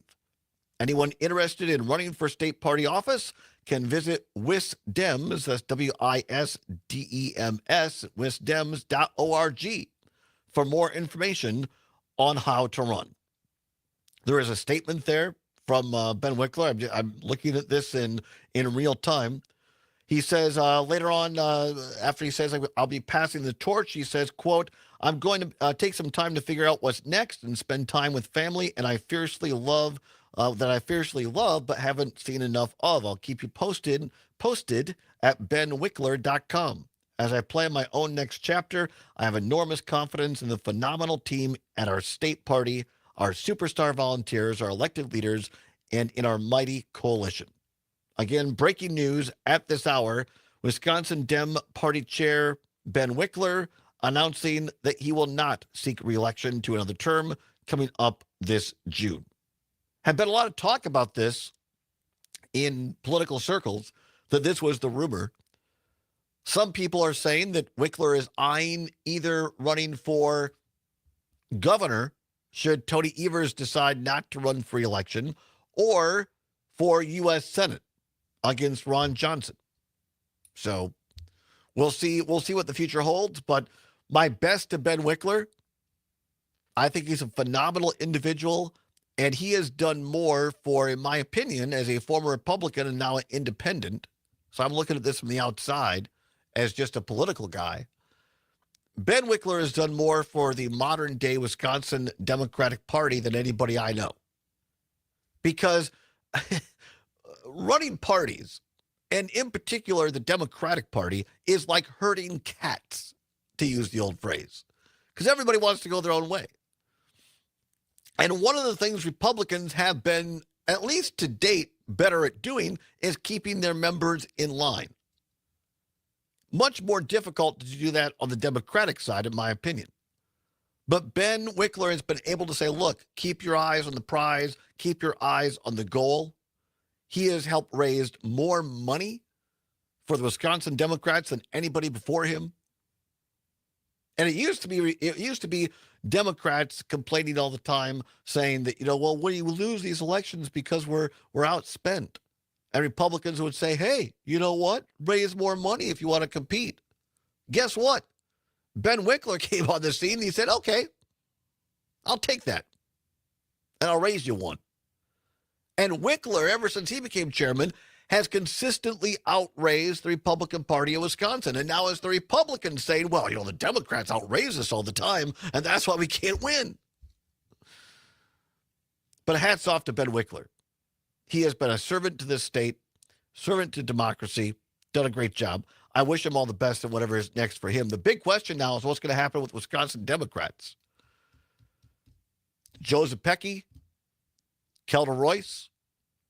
We'll see who's going to throw their name in first here. What kind of a race that's going to be. And on the Republican side, this has been breaking over the last couple of days. We just haven't really talked about it. Republicans now are having trouble keeping their own cats herded. The extreme, and I guess it's hard to classify MAGA as MAGA and then extreme MAGA, but there is a faction of Wisconsin Republicans now, particularly in Brown County, who want to oust Brian Arthur Schimming, from his position as chairman of the Wisconsin Republican Party. So could be two new leaders coming up later this summer in both of these things. And we need leaders in this country who are not timid. And in this state, timid or temerity. Protect your tools. Come on back as the Allbaugh Show on Civic Media. Nobody, no crime. I wasn't letting up until the day he Real news and great conversation. 92.7 In real time now Joseph Pecky has announced that he's running. Well, there we go. It's all on your local Civic Media radio station or the Civic Media app. I could play some of Joseph Pecky's walk-up music from Up North News if you want. Sure, let's take a little. We'll come back with that. The bill that would require state employees return to work in person in the office has moved forward. The Assembly bill cleared a committee this week, advancing along party lines. It would require state employees who worked in the office before the start of the pandemic return to the office starting July 1st. Telehealth services and work that was already done remotely prior to 2020 would be exempt. Republicans argue having people working in the office ensures taxpayers are getting their money's worth. According to Forbes, by the way, when I people completely work agree remotely, with they Jack could and be up to Merrimack's text 40% about more temerity and productive than timidity. people who work in He the says, office. in personal Governor Tony relationships, Evers temerity says is worse because because they it can can be now used to hire bully or workers intimidate. remotely, But they now timidity have is state worse in employees moral who live all situations. over We can see what the Wisconsin. political He says timidity that's of law created a enforcement better, officials more has allowed to diverse happen within our workforce. government. If the bill makes it to his desk, I agree. Evers has said he On a will large veto it. scale, And another you new have bill to be would allow confident enough to independent act. candidates to But remove their names interpersonal from ballots relationships, in Wisconsin. you can't This just comes go in after guns Robert F. blazing or you're going to Kennedy hurt Jr. people. dropped out of the presidential race, endorsed Donald Trump, and wanted his name off the ballot here. But the Wisconsin Elections Commission, multiple judges, and the state Supreme Court said under current state law, the only way off the ballot is to die. Meanwhile, Wisconsin Senator Tammy Baldwin and other Democrats have introduced a bill that would force the wealthy into paying more taxes. Joanne Krulotz explains. In 2022, the top 0.001% earned at least $85.5 million and paid an average federal tax rate of 23.5%. The Paying a Fair Share Act would ensure that the highest earning Americans pay at least a 30% effective tax rate. The bill would apply only to taxpayers with income over $1 million, including capital gains and I wish we had a microphone outside, because we've got a guy changing lights right outside of our window here, and that'd be a lot of That's fun. Joanne Krulotz. I'm Savannah Tomei Olsen. Having a conversation with him. 92.7 WMDX. Let's see if we can get this. Hang on. On your entertainment beat, I'm Pete Schwaba. If you're heading to the theater this weekend, there are 4 films opening that are all reviewing quite well. The Amateur is a much-publicized action thriller starring Rami Malek as a CIA analyst whose wife is killed, motivating him to become more than just an analyst. The film is currently rating in the mid-60s on Rotten Tomatoes. Drop is being called Todd a has unplugged the Hitchcockian-style camera. thriller about a widowed mother who goes on a date during which her phone is inundated with threatening messages. The film is currently polling a 90+% on Rotten Tomatoes. Also opening this weekend is Warfare, a war drama written and directed by Iraq War Does that veteran do it quite, Ray or- Mendoza. The film is Can you see currently it? in the low 90s on Where's Rotten it? Tomatoes. Oh, yeah, The look at King of that. Kings There we is go. an That's animated fantastic. family drama that tells the story of Jesus and brings some heavy hitters to the voiceover roles, including Kenneth Branagh, Uma Thurman, Mark Hamill, and Pierce Brosnan. It's drawing a 75% on Rotten Tomatoes. Let's go to Tyler the in movie. Wisconsin For more shows Rapids and says, fun, I tune think into Nightlight Karina with would have me, punched Pete the coffee Schwaba. fiend on a Weekends, 6 schnozzle. to 8 p.m. on the Civic I think Media you're right. Radio That's Network. pretty good. You can always Oh, continue no, I the was going up conversation further. on social media. Oh, we can still Share see it, your I guess. thoughts when you find and follow Civic Media on Facebook, X, and Instagram. Now, Dark and hopefully dreary he's there today for with 2 mostly cloudy minutes. skies and spotty sprinkles. High temperatures At least still the people on the cooler stream. side Yeah, the of people on the things, stream, making look it at to see, the we're upper 40s. watching our friendly. I Tomorrow, wish we had a plenty of microphone. sunshine and warmer. Highs reach the To talk to him. mid-50s. Saturday, Our the best Freddie's day of the friendly weekend. City Plenty of Madison sunshine with employee highs at 60. changing the lights. I'm meteorologist Brittany Merlot. Currently, it's 39. Blind Shot Social Club, a perfect I'll blend see of all of you cool, watching on the casual stream. dining, This is indoor exactly why you golf, should be watching the space stream. for events, Because you craft never know what's going to cocktails, happen. and non-alcoholic drinks too. A hidden gem on Madison's East Side. Blind Shot Social Club, open to everyone. BlindShotSocialClub.com. The Verlo Mismatch Sale is back. I feel like this guy needs an over-dramatic theme song.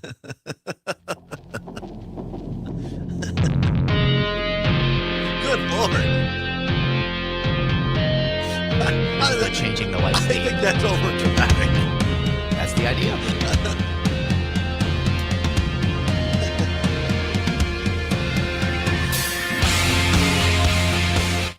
Okay, that's enough. All right, that's enough.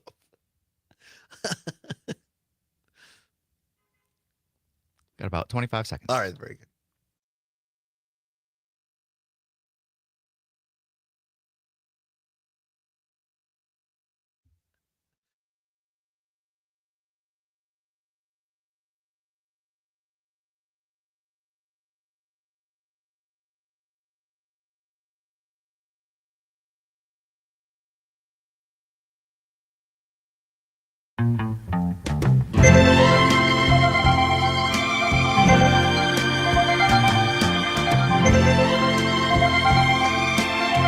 I am a lineman for the county,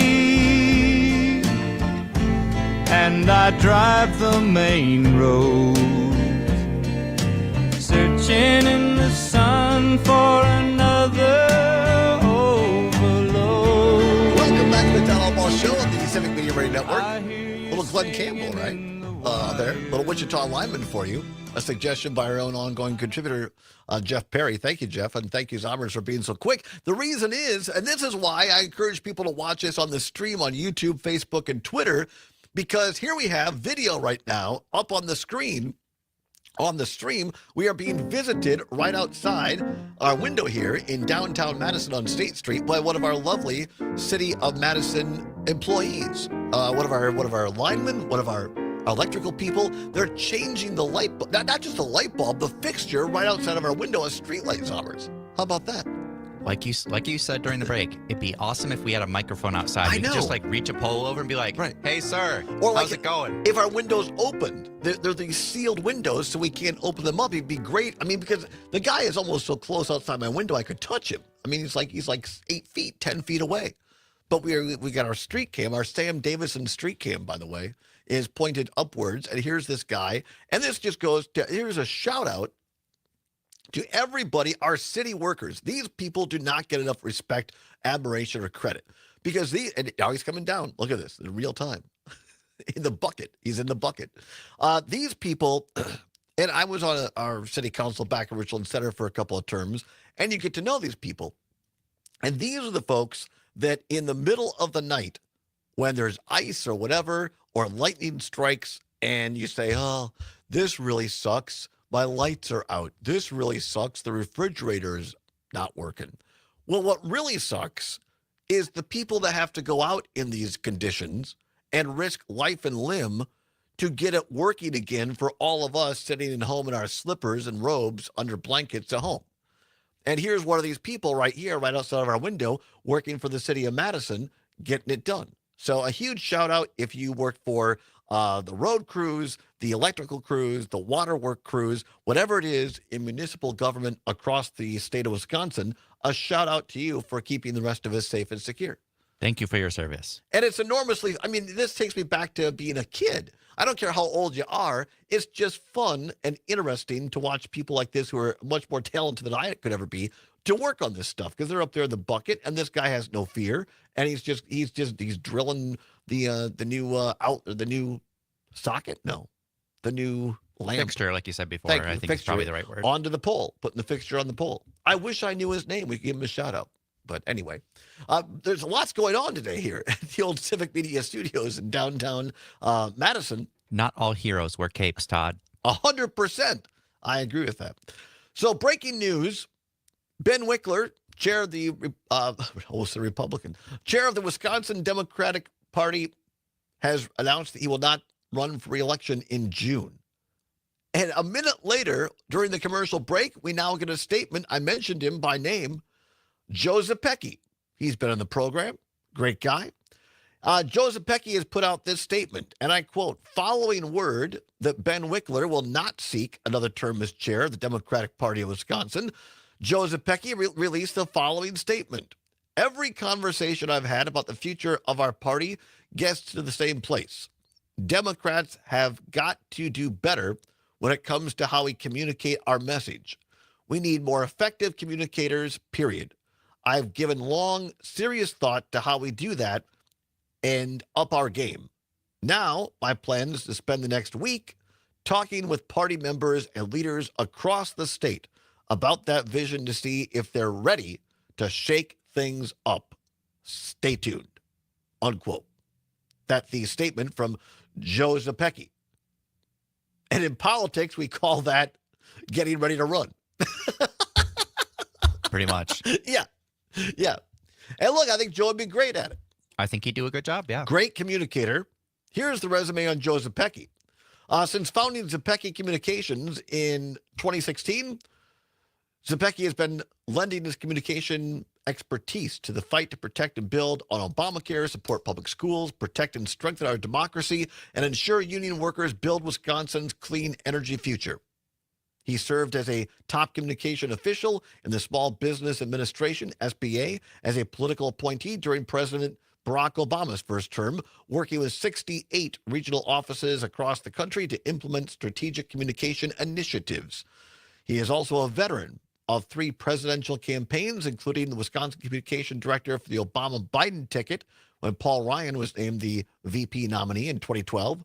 Zepecki also served as senior role on campaigns for U.S. Senate and governor, and advised legislative campaigns across the country. Joe Zepecki putting out feelers, as we say, doing a little listening campaign across the state of Wisconsin as he prepares to apparently run for the chairmanship of the Wisconsin Democratic Party, as Ben Wickler announced he will not run coming up here in June. We'll be following that, see who else gets in. So continue to listen to Civic Media for that. Let's go back and wrap up our lots of breaking news. We have changes in party leadership. We have lamps being replaced outside the window, and we have what's worse. Again, the category today: what's worse, timid or temerity? Is it worse to have a lack of confidence, or is it worse to have an excessive amount of confidence? What's worse, timid or temerity? Zombers, what do you think? Well, we got a text from Jack in Merrimack that sums up how I feel pretty well. All right. He says, in my opinion, in personal relationships, temerity is worse because it can be used to bully or intimidate. But timidity is worse in moral situations, as we can see what political timidity of law enforcement officials has allowed to happen with our government. I totally agree. Yeah, when you're just interpersonal relationships, if you're a cocky jerk, that's not going to get you anywhere. Right. And if you let other people speak and listen, that's better. But in situations of great import, if you don't have the confidence to act, we end up with tariffs that increase and decrease every 30 seconds. Yeah. And the world plunging and down the toilet. Well said. Appreciate that, Jack and Merrimack, for sending that in, and Zommers. And earlier we had John and Boaz saying that he unfortunately was burglarized last week, ended up finally catching the guys trying to steal his tools, and saying that, if you're timid, people are going to get away with that kind of stuff. Barb, listening on WAUK in Waukesha, says, I agree with John. Timid is worse. Timid people expect others to do their dirty work. All right, very good. Lynn in Economawalk. Oh, speaking of the change in party leadership for the Democratic Party of Wisconsin, Lynn in Economawalk says, Joe has my vote, Joe Zepecki. So there's one for Joe if he's looking for votes on that. On the what's worse question, timid or temerity? Let's see here. We have, just going back through a couple of these. Here's Matt in Middleton listening on WMDX, says temerity is worse, as it may give you such an ego as to lead you to paint your face orange and never admit being wrong or act horribly. Very fair. That's pretty good. That's pretty good. Mary in Tosa says temerity is worse. It immediately brought Trump to mind for me. Dana in La Crosse says, are we talking about MAGA timidity and MAGA temerity? Because that is very different. Good point there. So there's just a few quotes for you. Appreciate. I would say, it always depends, right? But probably overall, being timid is worse, I guess, if I had to make a choice. Because I think, it's like Garrison Keillor, on Prairie Home Companion used to one of their made-up sponsors. It was Powder Milk Biscuits. Give shy people the courage to stand up and need to do what needs to be done. If you're overconfident, at least people know where you stand. Right. Powder milk biscuits. Great show, Prairie Home Companion, and great individual broadcaster in Garrison Keeler. 43 minutes now. Thanks everybody who played What's Worse. Be back with a new edition tomorrow. 43 now, past the hour of 1 o'clock. I want to play something that we were going to get to yesterday. Just ran out of time, as it were. But I want to play you something in real time that was posted here last couple of days. This is from an attorney in Virginia, an immigration attorney, who was called by his client because ICE showed up at his apartment building outside. And it's like a 2-story, probably 4-unit apartment building. And the attorney smartly had his phone a video, and was videoing this in real time. So the attorney and his assistant pull up in their car, and there's already a half a dozen or so ICE agents outside this person's apartment with unmarked cars. And I only saw identification on one of the people in the video. And only when they were repeatedly asked. Right. And so this attorney is asking, why are you showing up to, and they claim they're there to do a welfare check on one of the kids in the home. It's about 2 minutes, so bear with, I want you to listen to this because I think it's valuable. We hear a lot on social media, everywhere else, an argument, is this real, is this not real? This is real time, a video by an attorney who is interacting with ICE, apparently trying to disappear an individual in the United States of America. These are ICE hanging out in front of my client's house, so we're gonna see what's up. Oh, it's too early for this, y'all. What's going on? Who do y'all represent? Who do y'all represent? Who are you? I'm the family lawyer here. Okay, guess my identification. Yeah, do you? Yeah. Okay, who do you represent? HSI, Homeland Security Investigations. All right, what's going on? We need to talk to her, make sure she's doing okay. Who? That's not her. I work for her. Yeah. We're looking for Amy. For what? We're doing. All right, stop right there, please. So first of all, the ICE says we're looking for her. The ICE officials think that the woman with the attorney is the person they're looking for. And he's like, no, she works for me. But she looks Hispanic, so they assume. Exactly. She appears to be of Hispanic ethnicity, and so, like Zomer said, she assumed. The ICE people assumed. All right, here we go. She's doing okay. That's what's the basis? Listen, I'm gonna tell you. Okay. You're recording this, aren't you? Yeah. Okay. Immigration court case has been closed by the judge. We're just waiting on what are we waiting on? Just for the priority date. Priority date for her green so card. she can request her green card. Perfect. We still need to talk to her. Okay, All right, I can stop set right up an there. appointment. So the attorney says, why are you here? Well, we need to check on the minor. The reason they're giving is the minor of this individual who they really want to go after. And the attorney says, well, we have the assistant there. Look, we have a court date. What are we waiting on? Waiting on the final day to have the green card approved. So let's be clear here. This individual in the apartment being represented by this really smart attorney has done everything right, apparently. Is doing it the quote unquote right way. Is simply waiting for their court date to have the green card authorized and given to them. Go.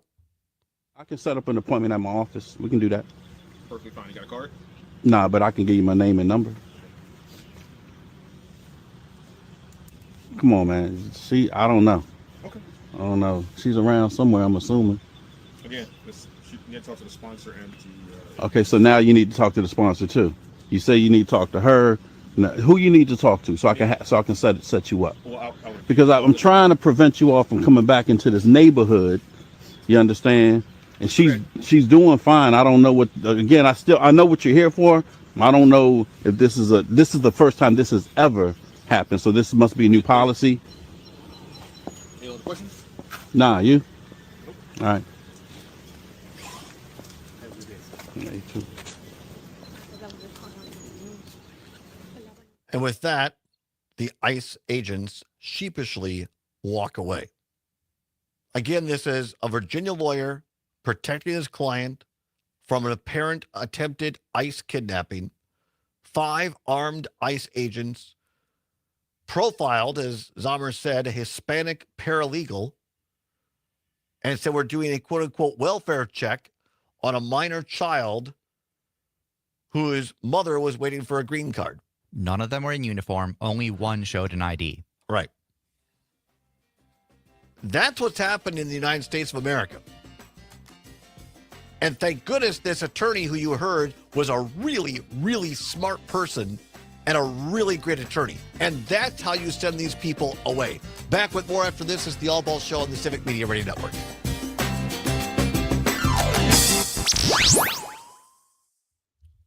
Real news and great conversation. 92.7 WMDX. No more mold. No Yeah, more it's crazy. damage, Like, no more slipping and hurting. the Make your lawyer ordinary goes up bathroom and says, "Oh, I'm the family lawyer." The ICE per people are month. like, New "Do you shower, have an new ID?" door, Right. new Not, tub, new wall, "Here's new my full ID. touch I'm an slip agent. village, Right. Do you BCI have bath yours?" and But shower do you have an is made ID? in America for the highest quality. First 50 callers save $1,500 on a never clear glass treated door. BCI Bath and Shower. Interest-free financing options. 800-329-4115. As Mark from Prairie to Sac texts in, if they're legit, they should be IDing themselves immediately. Yeah. Only one did. And not immediately after asked. Chicken cordon bleu? Yeah. Is that how you pronounce it? Do you have Julian standing by? I do have Julian to Well, tell let's us. hear him. It is said cordon bleu. Well, cordon Seems bleu, odd. please. It's like the first time you've gone to the restaurant. Could I have some cordon bleu? Sorry, sir. We don't serve cocaine here. Weekday mornings 6 till 8 on 92.7 WMDX and the Civic Media app. The Maggie Dawn Show. A new texter on our text line said this: I think any other president would take these protests very seriously, but our current one couldn't care less. Anybody remember, Nero fiddling while Rome burned? You get a little of that vibe here. The man's off golfing over the weekend as the world economy is lit on fire and nosediving. Can't be bothered. The Maggie Dawn Show. Weekdays from 2 till 4 on your local Civic Media radio station and on the Civic Media app. I'm Tony Goldwyn. As an actor and a director, I attend a lot of screenings. But there's one 30 that's seconds. different. It's important.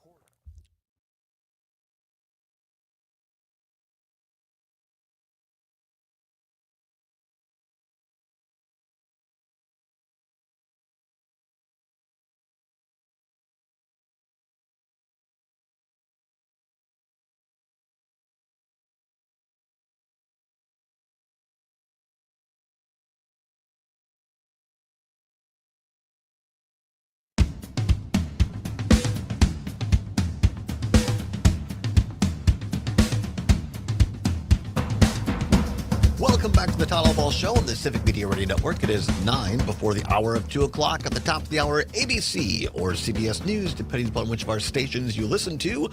Little weather update from Brittany Merlot, our great sports reporter Mike Clemens, talking about that Brewers win last night, 17-2 over Colorado. The Brewers are in action, getting ready to first pitch right now in Arizona. You can hear that on select stations across the Civic Media Radio Network over the air. And then it's the Maggie Dawn Show every afternoon from 2 until 4. Maggie Dawn right here on the Civic Media Radio Network. Talking before the break, played you the entire unedited video clip. Well, I guess it was edited only because the attorney at one point gave his phone number to the ICE agent. They turned the audio off for that, obviously. Yes, there were two edits. There was one when the ICE officer gave their name and identification, and one when the lawyer gave his identification to the ICE agents. Those were the only edits. Thank you. And so this was a Virginia lawyer protecting a young client from an attempted ICE kidnapping. 5 armed ICE agents were there. Only one had identification that was finally shown after the attorney demanded it. They didn't have it visible. And the paralegal that was with the attorney looked Hispanic.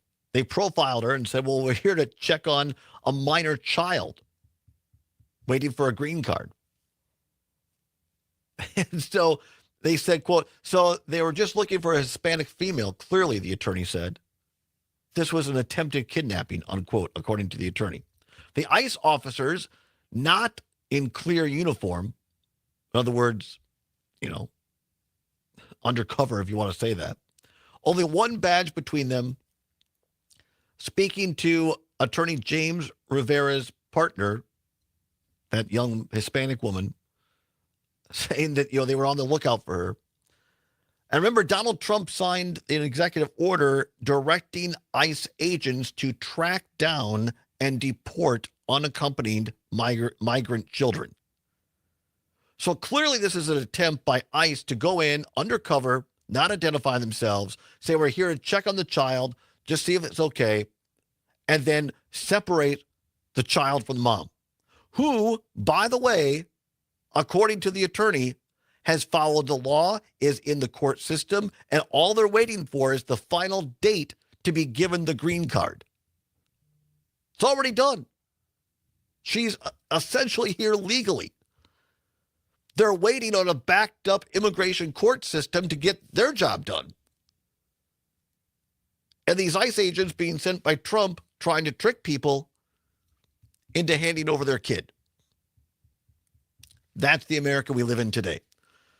Want to get to this quick. According to Axios, headline, migrant detainees should be in El Salvador prison, quote, for the rest of their lives, unquote, according to Nome. The more than 200 migrants sent to a maximum security prison in El Salvador by U.S. immigration agents should stay there, quote, for the rest of their lives, unquote, Homeland Security Secretary Kristi Noem said yesterday.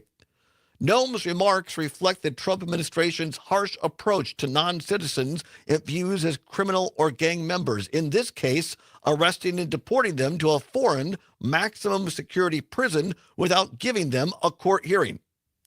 Her comment came 2 days after the U.S. Supreme Court signaled that such detainees, designated as quote-unquote enemies of the U.S., can be deported, but should have some way to challenge their removal.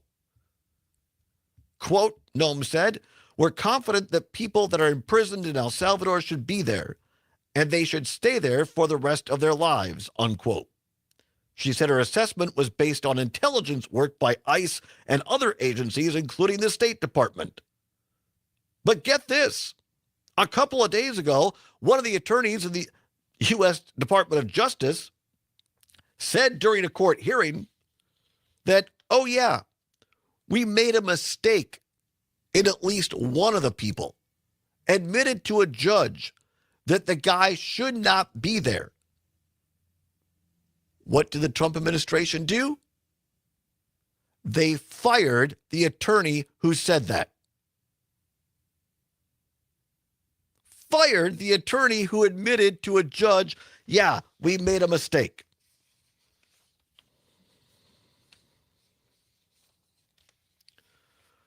I saw this coming years ago, folks. Back in 2010, 2011, working in the Wisconsin State Senate for then State Senator Dale Schultz. When he had the chutzpah to vote against Scott Walker and his fellow Republicans on trying to gut environmental laws in favor of mining jobs that were not real in northern Wisconsin. And then again, when he was the only sitting Republican senator to vote no on Act 10. And Reince Priebus, before he became Trump's first chief of staff, called me up because Dale didn't want to talk to anybody. I answered one of Dale's phone. I said, Dale Schultz's phone. And Reince Priebus called up and said, oh, Todd, it's Reince.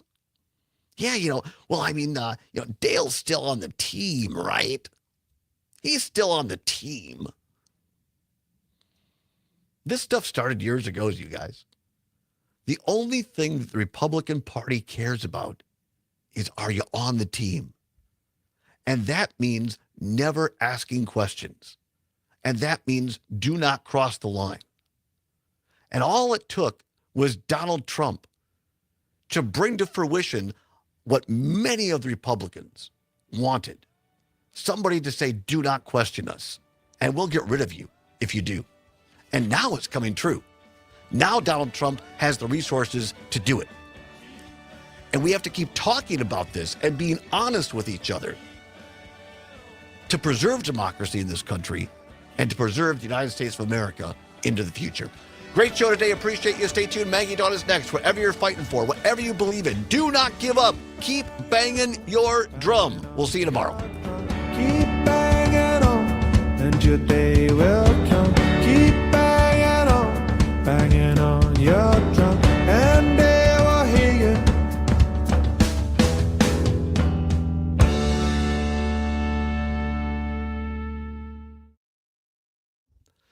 Thanks, everybody. Appreciate you. Have a wonderful day. Hasta luego. Adios.